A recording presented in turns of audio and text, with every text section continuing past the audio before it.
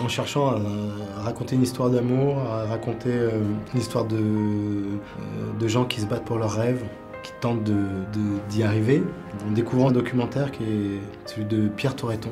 Je me suis dit, tiens, il y a les sujets qui me hantent un peu, qui se réunissent en un.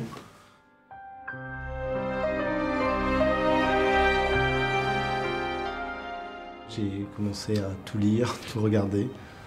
L'idée était surtout pas pour lui de faire quelque chose d'historique ou de wikipédiesque, quoi. Il voulait surtout pas que ce soit juste des informations assez assommantes mis bout à bout, ce qui est toujours le risque avec un biopic, vouloir en raconter trop. Ça parlait aussi bien de cette création visionnaire, extra-lucide que Saint-Laurent a pu montrer à chaque époque.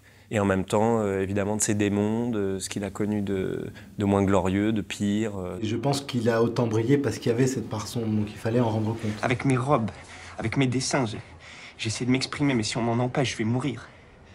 Tu comprends, je vais mourir d'ennui.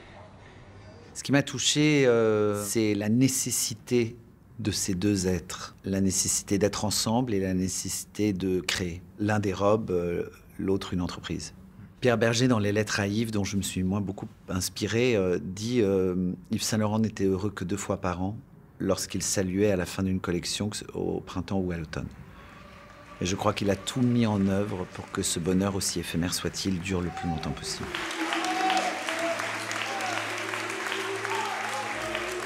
Et je pense que Yves aurait fait quelque chose de sa carrière, mais peut-être qu'il n'aurait pas été aussi reconnu dans ce milieu si Pierre n'avait pas contribué, justement.